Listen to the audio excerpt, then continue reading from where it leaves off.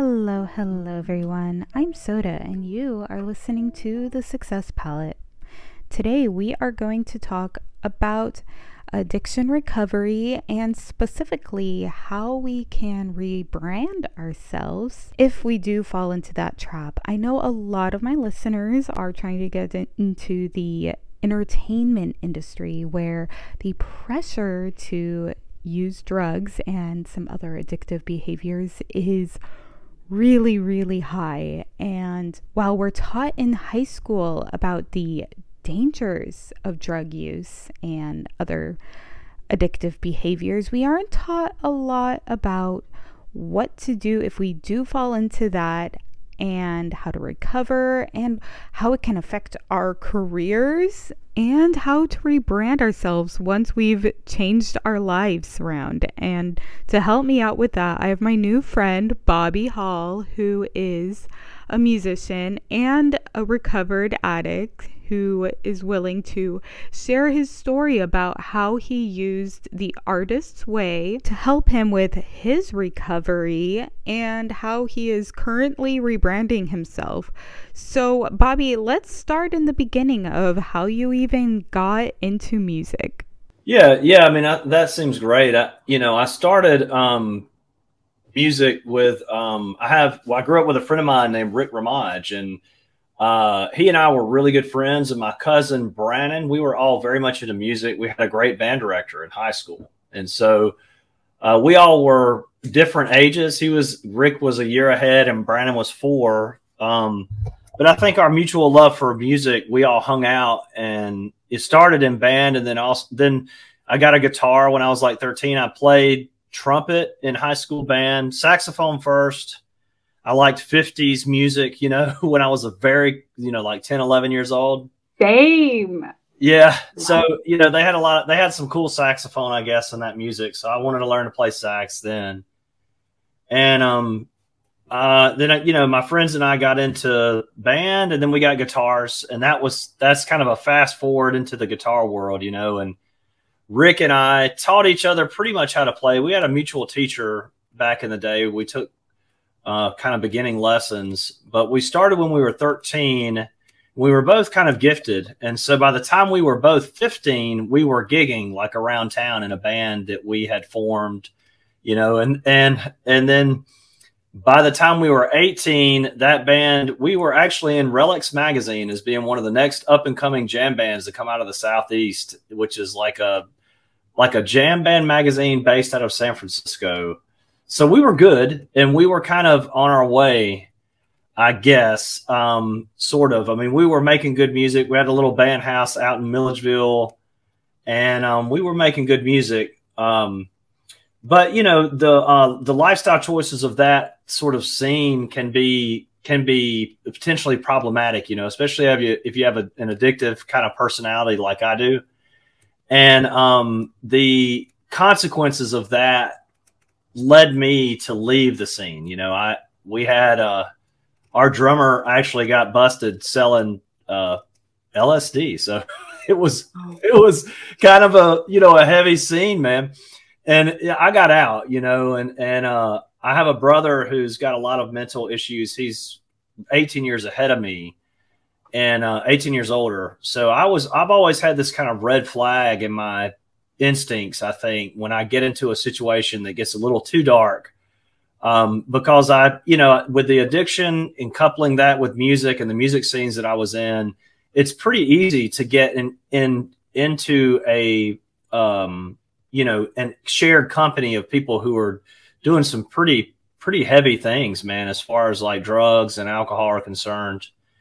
And so, that was kind of my story up until about my mid-20s. I was in and out of bands, played in the band I was in that we were in Relics was called Stone Puppy. And then we broke up when I was about 18. After the drummer got busted, I left and went to work as a construction worker, working with my brother-in-law. And then a couple of years later, I was just kind of lonely, I think, and I started hanging around some of my old friends. And then we got back together and went to Athens and started music and got introduced again to really hard drugs. We're in the scene, and man, I got really bad off there. And, you know, I played in another band. We tried to put the original band back together, and that did not work. So I played in another band out of Atlanta, and we played all over the Southeast for a while, you know, doing rock and roll jam band type stuff. It was called Melodious Ground was the name of that group, and a bunch of great guys. I mean, great guys in Stone Puppy too, you know. I mean, just I'm still friends with all these people, you know. I still, you know, if I could hang out with them, I would, but they're, you know, they live all over the country now. Like one of my friends is in Portland, one in Florida, you know, and they're in Atlanta and Athens. I'm in Macon. So I still love these guys, but, you know, the scenes that we're in, my personality is not very well adapted to those. An addictive personality in those kind of places was really kind of detrimental. And I always lived with this sort of like I think they call it officially as like a where you feel like a fraud, you know. Imposter syndrome. Yeah, imposter syndrome.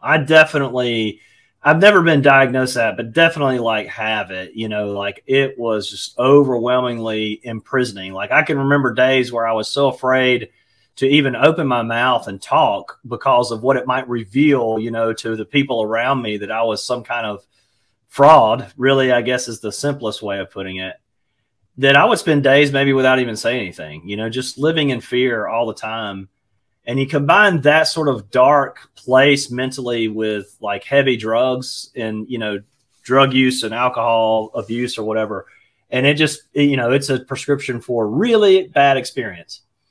And so, you know, I had to leave the scene again, man. The band I was playing with out of Athens, we ended up moving, the Melodious Ground moved to Athens. And I ended up leaving that scene again for the same reasons. You know, it was like I could feel myself, just this inner instinct of like, man, if I don't get out of this scene, I'm going to crash and burn. And I don't want to wind up like my brother. You know, he's schizophrenic. I've heard many stories of people who, you know, they do enough of a certain kind of drug, like something really powerful, like a speed, like cocaine or methamphetamines or crack, or a really powerful drug like LSD. And, you know, they go into the schizophrenic zone and they don't come back, you know. And so that was a powerful motivator for me to get out of those scenes. Even though I loved music, I loved the guys I was playing with, I was scared of what the outcome for me personally was going to be. And I would get out when things would get kind of hairy and scary to me mentally inside. You know, things would just get so dark. So I would leave, and my friends would be like, what, you know, what just happened? Bobby just left, you know, like out of nowhere, seemingly, you know, because I wouldn't be telling them. I didn't have the tools to communicate when I was, you know, a teenager in my early 20s to tell my friends, like, look, you know, I feel like I'm losing my mind. I didn't have it, you know, so I would just leave and try to start over. And I did that a bunch of times. And I finally did that one time, and I got sober. I got introduced at we were playing a benefit show for a guy who I knew in my hometown who had a motorcycle accident, and his back had been broken. And they were raising money to send him for an experimental surgery. And so they asked our band to play, and the Stone Puppy, the band that I grew up, it was my hometown. They knew us, you know. And so we had a little reunion and with the band. And I remember at that show, I weighed like 115 or 125 pounds. You know, I was in really bad shape. And this group of girls, man, showed up. Like I knew a bunch of people from like the head scene, you know, like Widespread Panic and Fish and the Grateful Dead scene and the Allman Brothers scene. Really, it was mostly Panic and Fish that we kind of ran around with, I think. You know, there was just more of those shows. But I knew a bunch of people from that scene. And, you know, there was a couple of the girls that I knew from that scene came to that benefit show. And they were talking about that they were sober and had cleaned up. And so I got attracted to like what, you know, I was in pretty bad shape and I knew it, you know, I mean, I knew it was getting darker and darker. And so the idea that there were like, you know, these pretty girls that were fun to be around that I liked, you know, personally, you know, and, you know, found them attractive and that they had a lifestyle that they had chosen, you know, attracted me, man. And so I went into some program, like 12-step program work after that. And because of that experience, I got attracted to actually get clean, and not do any drugs. That's just for me. It's, not everybody. I know there's like the California sober thing, people kind of moderate with weed, or they'll do like some microdosing or whatever. And I've tried that. It just doesn't work for me because my addictive personality won't let me, I can't moderate basically. And, so the sobriety thing hasn't been like, I'm not batting 1,000, I've gone in and out a little bit, and I'm back sober again, almost 2 years now. And the artist way, which is, got introduced to me through one of my really good friends in recovery right now, is a painter and an artist. And, he facilitates the artist way. And, I just thought it would be cool to give it a shot. This guy, I really admire the way he handles himself, and look up to him, I guess, in that regard. And so I joined the Artist Way with him. And, I think with the combination of having a lot of 12-step recovery experience, which the girl who wrote that book has, her name is Julia Cameron. And I'm fairly certain, like I'm 98% certain that she has also had, experience in 12-step programs. And her Artist Way was written in a way when I went, decided to get some help for real this time. A lot of the 12-step programs pretty much involved like a spiritual element, and I really kind of thought that was something that I have had a lot of experience with, the good and bad. And I was going through a phase where I was kind of not real open to that. And the Artist Way and the programs that I was in allow a lot of wiggle room for that, So if I want to study some Buddhist meditation, I can study that. If I want to study, like some Eckhart Tolle, I can study that, and incorporate that. It doesn't have to be some dogmatic religious thing, which living in the South, I guess, maybe it's everywhere, but I know here in, in the Southeast and in Macon, we got like a church on every corner, and you can run into a lot of judgmentalism, in that with that kind of scene, people who kind of only see things one way, and it's very black and white, and that's not healthy. To me, it's not healthy. It's not healthy for me to think that way, to be black and white. So the Artist Way kind of opened up me to the idea that there is, the idea of like recovery for artists exists, and it's needed. And that it made me feel like I was not alone in this sort of like quest to find a way to participate with my art and to be at peace and to love it and to not be wrapped up in turmoil, the fraud thing, the depression, the mental blocks and the creative blocks and just insecurities. All of that stuff is so inherent, I think, with the vulnerability of being an artist. We're exposing ourselves. We're in a way, we're who we are gets transmitted through our work, whether it's between the lines or not, right? If it's, it's still there. We're still having to put ourselves out there in something that's really personal to us as a product, I guess, to be judged and to somewhat be like, rated. Ultimately, it's going to be rated in some way. And, just having so the Artist Way kind of gave me a sense of community with that at a time when I really needed it. I really like to go back to the Artist Way, especially when I'm kind of feeling a little down musically or artistically, because the literature is directed towards that experience. If I'm feeling blocked, here's a book that I can pick up that will actually speak specifically to that, So yeah, I mean, that's kind of it in a nutshell. So yeah. I'll stop talking now. Sorry.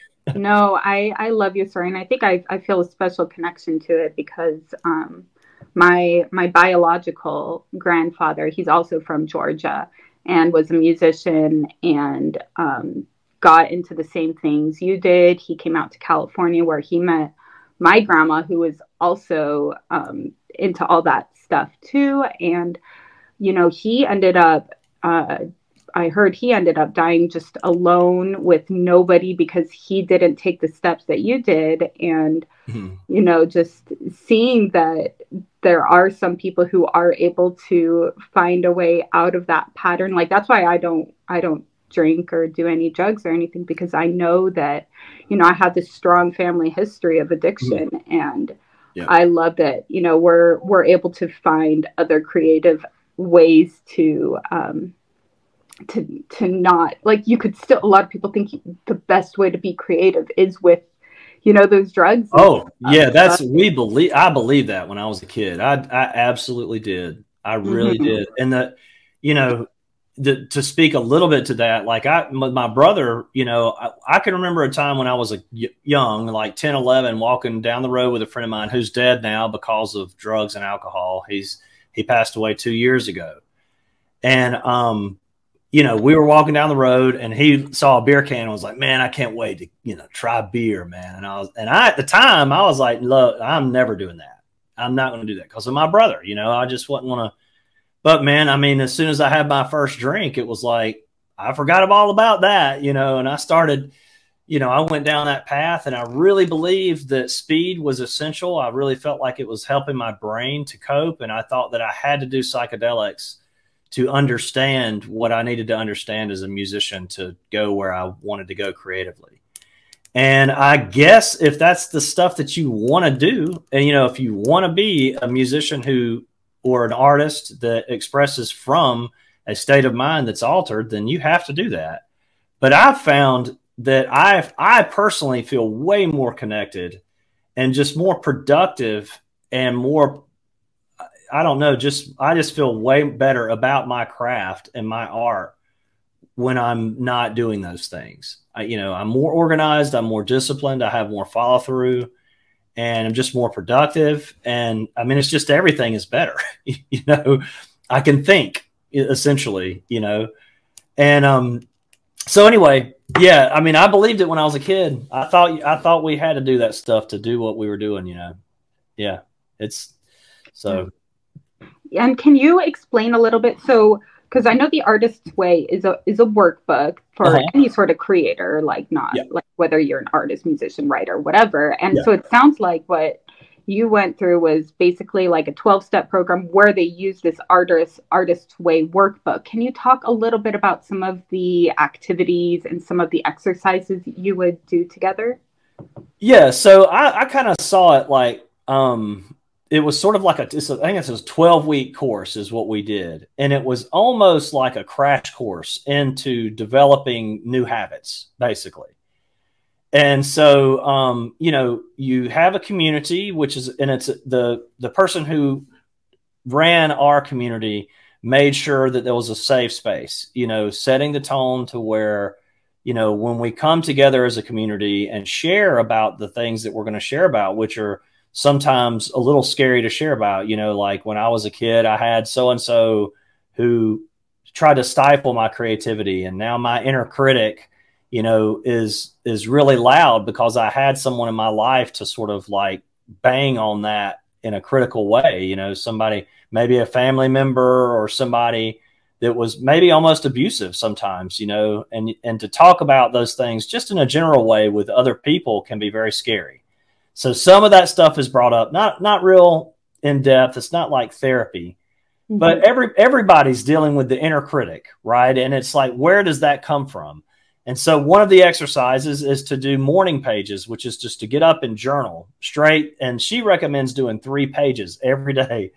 I'm not that disciplined. And so, and 3 pages is a lot. It really is about 30 minutes worth of writing. It takes about 10 minutes to fill up a page. And I just don't want to cut that kind of time. But the idea behind it, and it is helpful when I do it, I use it as a tool now, especially when I get overwhelmed. I'll journal, but it's to just do stream of consciousness. You write whatever comes to mind. I mean, anything and everything. And don't let the critics say, oh, you ought not write that. No, that's not how it works. You write everything that comes to mind. You just let it flow, man. And that is like her foundation in it, you know, is to be doing the morning pages every day. And then there's an artist date that happens every week where you take yourself out and you choose something that you do by yourself. And it's like treating your inner child, basically. So like when I was a kid, I loved to play arcade games, you know, because when I was a kid, I mean, Nintendo was just barely getting started. You know, arcade games are kind of where it was at, man, until I was probably, I don't know, 13. And so as a child, when we would go on road trips, I would always look for the arcade games and want quarters, you know, to go play the arcade games. So that might be an artist day example. Let me go to the local Reboot is the place they call it here and go play some arcade games or something, you know, it's something that my inner child would really enjoy. Maybe just go for a walk and go get an ice cream, you know, and you're supposed to do that once a week, you know, which I have not had the discipline to keep that up. I have so many things going and, but it, you know, when I want to refocus about my artist, if I feel like I'm getting off kilter or I'm getting stuck, I will reinvest into the artist way and start doing the morning pages more and start working on, maybe I can find time to cut out on Saturday to go on artist day. You know, maybe I can go to the river and go walk barefoot in the mud for a little while, you know, or something, you know, just to kind of get out and out of my space and breathe some fresh air and be a kid again, you know, for 30 minutes or something. And that's really kind of essentially it. Each chapter deals with something specific. Like I'll just open randomly here. Yeah. So this chapter is dealing with recovering a sense of identity. And so it's one of the first things and this is just randomly choosing a topic. I didn't, you know, I'm just letting it fall to this page. And she talks about poisonous playmates and crazy makers as the headings above each little kind of mini chapter or whatever within it. And so it's like identifying if we have people who are toxic in our lives who are like negative, you know, and saying, oh, you'll never amount to anything as a musician. Why are you even doing that? You know, like, golly, you're doing what? You paint? Like what? You know, like those kind of, you know, identifying that maybe those people are not the best ones to be hanging around, you know, or people that consume our time, you know, someone who's really selfish and just always wants you to be there for them, you know, is kind of the crazy maker thing. Someone who, you know, just wants to monopolize your time for their needs and not allow you to get to do what you need to do, you know? And so, and then she'll give like maybe some suggestions on how to get, you know, past those personalities. And, you know, each chapter and then at the end of the chapter, there'll be tasks. And there's a bunch of tasks. There's way too many that I would ever want to do, which is great, you know, because then I go back to the book and I can pick a task and do it. And like, you know, the next chapter is recovering a sense of power. And she goes over anger and how anger can be a positive thing. It can be fuel if we turn it in the right direction, right? And and turn it to something productive. And so anyway, to kind of sum up, I'll go back to saying, you know, it was a 12-week crash course in developing new habits. And now that I've had the crash course, you know, I'm kind of familiar with it. I can go back to the book and sort of, you know, cherry pick things out of it to do. And I think a person could do that from the beginning. I don't think they have to have the crash course. But I really enjoyed being a part of, and I think that there's communities online. I think you can find Artist Way communities. I enjoyed being a part of a group who went through the 12-week process. You know, I think it was really serendipitous for me to have that experience. I was newly sober. I was like 3 months sober or something when we started it. My wife and I did it together to have something for us to bond over. And, you know, it was just good for our relationship and it was good for me as an artist. You know, it was just something healthy to do. I mean, you know, so, which is always a good thing when you're trying to get unstuck, you know, you're trying to get on into a mode of life where you can create. Making healthy choices is important, you know. I'm like getting teary eyed, like listening to your story. I'm so glad that you're able to share it. And I know that right now you're really working on kind of rebranding yourself on social media. You're starting a YouTube. You have 2 YouTube channels. Yeah. And I know your wife has a YouTube podcast, right? Yep. Yes. As well. And do you want to talk a little bit about the process of rebranding and kind of starting over? Yeah, sure, man. I have a lot of experience with that. I have been doing this for a very long time. And the idea that, you know, at some point, you know, whatever you're doing may not be working for you anymore. And you have to make a new decision or a new choice. And I've done that many times. And, you know, with leaving the jam band scene and trying to find a better scene. when I got sober, I got into school, man, and I found the education scene for music there. And I found that to be very healthy. You know, there was a lot of positive people, and I got into classical guitar there. And I did about 7 years of really in-depth study, and I was planning on getting my master's at least, but it just wasn't financially a good choice for me. I already owed a lot of money, and I was already in business doing what I'm doing, teaching and making money as a teacher locally. So I decided to not do the master's degree.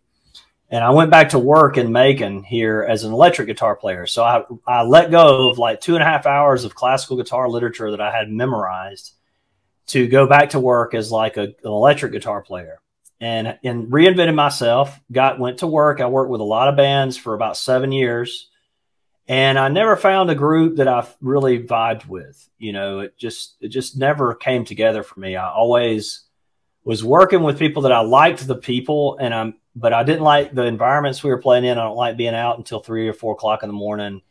I don't like being in clubs, you know, playing. It just gets old, man. I've been doing it for so long, you know, that gets old. I love the people that I work with. And the music that we were doing a lot of times was just cover music. It was like a job. You know, we're hiring you from the handout. We want you to you learn your guitar part and show up ready. That's what they wanted. They didn't want creative input. They didn't want to get creative or be unique. They were all really, truly like cover band jobs. So I just never found the guys or gals that I could vibe with as an artist. And I had to stop. I stopped that because I got miserable. I hated it. And when the pandemic hit, it took all of my gigs away, and it was the best thing ever. I was so glad that the weight was lifted. And I know a lot of musicians did not feel that way. It was such a strange thing. I follow guys in Europe, you know, in Australia. I follow musicians in New York City and California. Everybody was at home, man. And it was weird. You know, it was weirdly good because I felt a part of a community of people who were all experiencing the same thing, but it was a hardship. But I did not go back to gigging. You know, I got an acoustic guitar and I decided I was going to study something new.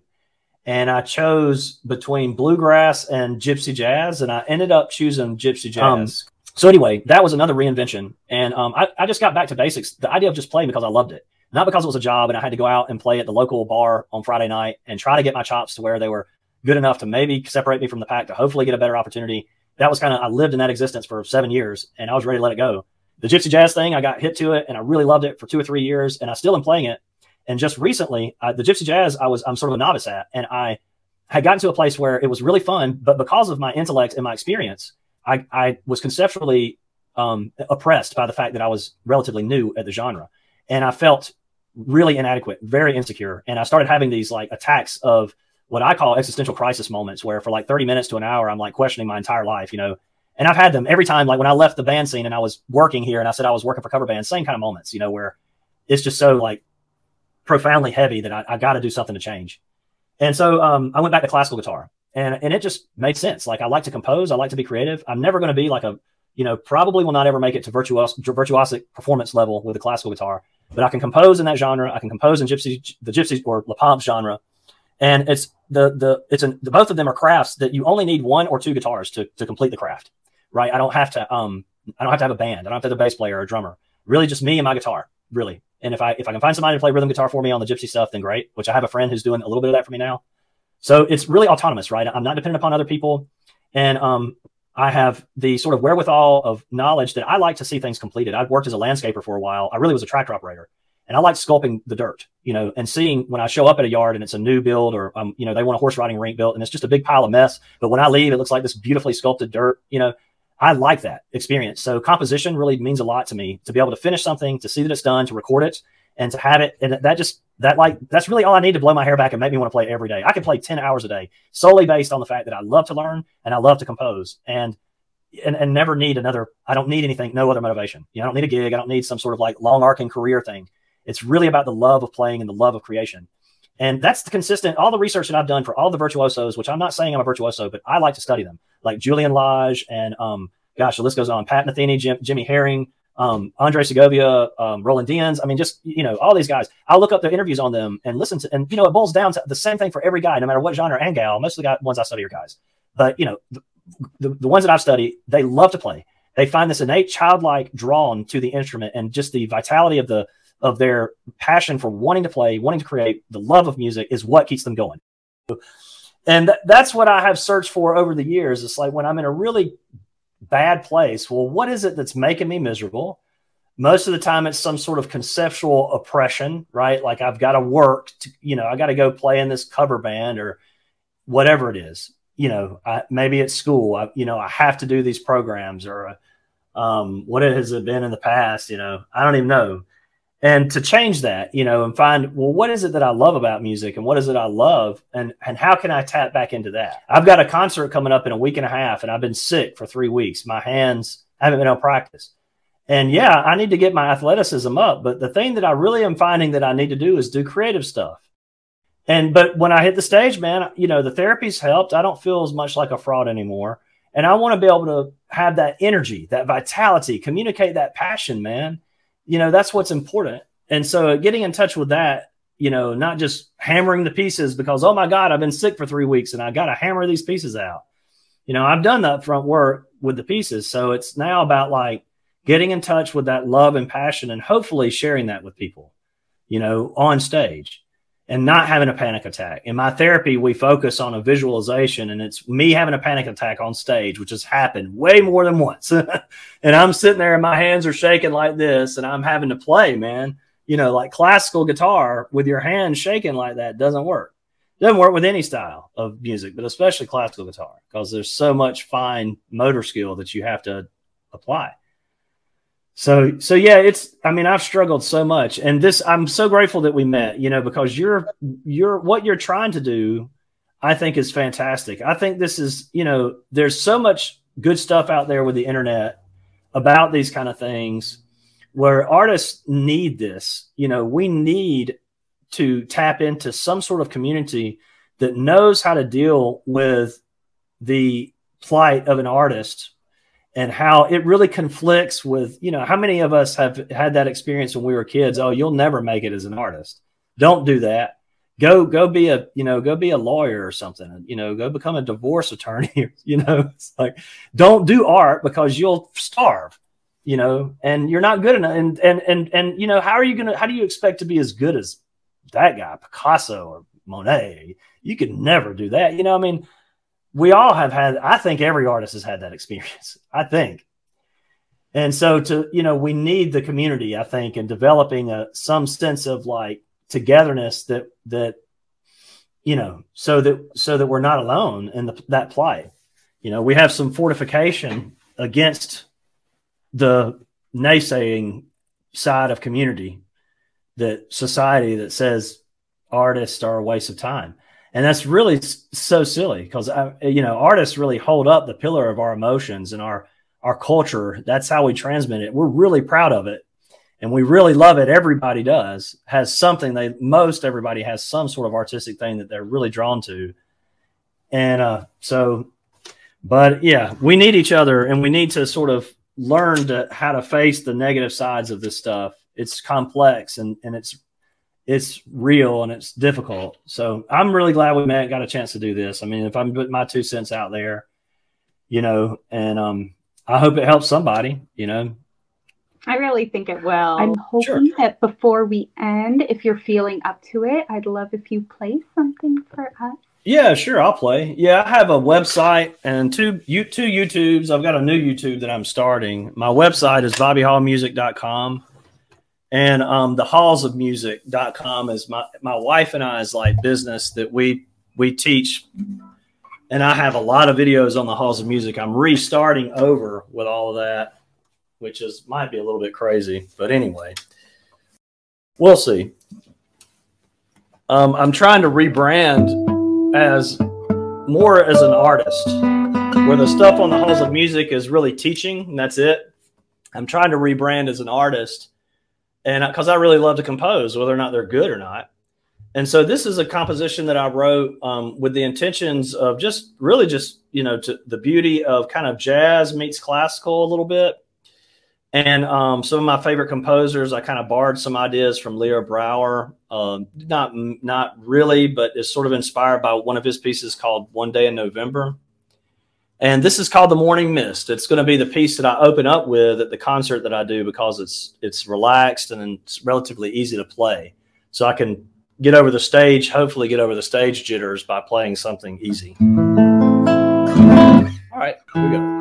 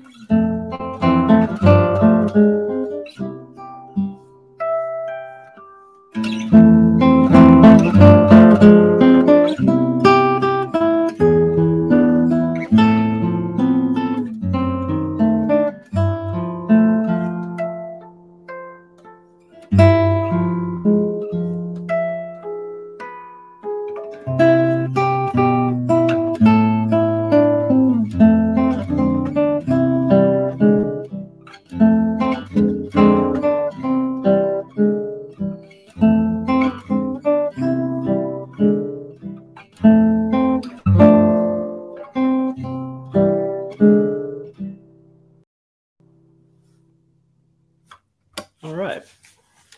Yeah. So that's the first movement of a set of 6 pieces that I'm calling the water cycle. And I'm really just drawn to nature, you know, and I think the water cycle and these sort of big, powerful forces in nature that exist, and they're so subtle and they're so vital to our lives, you know, and it brings vitality and, you know, to our world. The water cycle does. So, I mean, these are humble compositions in comparison, right? But I'm inspired so much by nature, man. I just absolutely love nature. And, you know, so yeah, it's a 6 movement piece. And, you know, I think the rebranding and where I'm at right now type of thing that's really difficult is letting go of the pressures of, you know, like social media. And, you know, like I don't need to be a cover artist and just do something for the sake of putting something on YouTube, you know, remaining true to the fact that I want to compose and I want to create my own thing, and staying strong and not letting the social pressures that I feel as a musician that feels like he needs to be putting himself out there, to not sacrifice my inner creativity for that. Which a good example of that is very easy to understand is like playing in a cover band, which I did for 7 years. You know, I'm accountable to going and playing some Allman Brothers or, you know, whatever it is. And that music is not simple. And so I got to show up with my chops ready. And, you know, the time that it takes to learn the material and keep the chops going, how much time do I have left over to create and actually do my art? You know, that's that sort of that person, you know, that's self-centered and, you know, taking all your time, having to get rid of it, you know, let go of that. And the pressure, I think, with social media is, for me, is like, oh God, I gotta, you know, I need to, which I can play some Bach or some Roland Dians or Augustine Berrios, but I need to be working on those material and gotta shed it so it's really awesome, so somebody will notice me, you know, and then the artist in me just gets left behind, you know, and that's not healthy at all, man. So, you know, I'm trying to remain true to the fact that I'm going to create, you know, and I'm 45 and I'm going to honor that part of me that loves to create, because that's really what keeps me going, man. All these ups and downs, all this, you know, these really hard times, what gets me back into it is that center of creativity, you know. That's it for me. For other people, it's different, you know, but I know where that center is, and I can, and that's, I don't want to sacrifice it, man. Because every time I do it, you know, I end up in a really bad place. So it's a great compass, You know, I just hope I can do it and pay the bills. That's the thing. I think all of us writers, artists, musicians, we could all feel that. We're like, we're simple people. If we could just make write our books, paint our things, make our music, and just have the bare minimum, we'll be happy. I think the idea for me is finding the happiness now. You know, like the philosophy of Eckhart Tolle is a good one. You know, he's got the Power of Now book, which is very clear. It's so simple. And, you know, the Buddhist stuff that I do is mostly through Thich Nhat Hanh. And I think that's how you say his name, which he is very much invested in the present moment. You know, what does this moment have to offer? And what am I bringing to it so that I am, you know, really getting into the beauty of this particular moment? And that lends itself to the creative moment of now, you know, in a way where I can be happy now. And, you know, the pressure of paying the bills, man, is real. You know, I teach, and if I didn't have to teach, I'd play 10 hours a day, but I got to teach, man, so I can pay the bills. And I don't mind it. Like, I can be creative. I can bring that same heart that I have for music into the classroom and lend it to my students. And, I can embrace someone else's music like it's my own, so that when I play it, it's convincing when I go to a gig. You know, so I mean, my business plan for making money is to cover, but it's tempered with the idea that I have classical material that I can present. I have gypsy stuff that I can, or I've heard that the La Pompe style, you know, Django jazz rep that I can present. And that's part of the sales pitch. But then the other, you know, that's a percentage of it. How it's about 50%, hopefully. And then 50% of it is me. You know, I mean, I like to sing and play. I have songs that I've written, and I have solo guitar pieces. I have pieces that I've written in the gypsy jazz genre. And so it's sort of like my philosophy, I guess, sales pitch for that as a musician is present the things that people will understand and identify. Oh, he's playing Bach. Oh, he's playing Roland Dians. Oh, he's playing maybe the Entertainer or something, you know, or a little bit of Nashville guitar. And it blends the cultures in a way that gives people a frame of reference, but then present myself. Instead of, whereas before I play in a cover band and they don't want to hear who I am. They don't care. They just want me to learn the 60 songs that they want to go play in some dingy little bar, you know.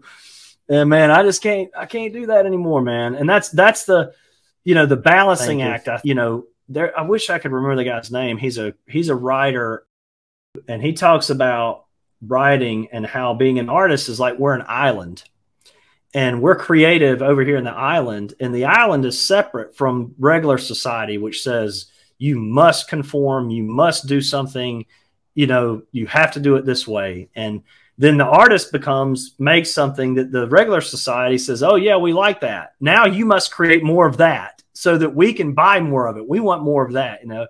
And so it's then like integrating ourselves in a way where we don't get crushed by society. Maybe a lot of us have day jobs, you know, and then that might make it simpler. Just have a day job, and then every other moment is just spent doing art, instead of having to try to figure out a way to make your art into something that's a viable product.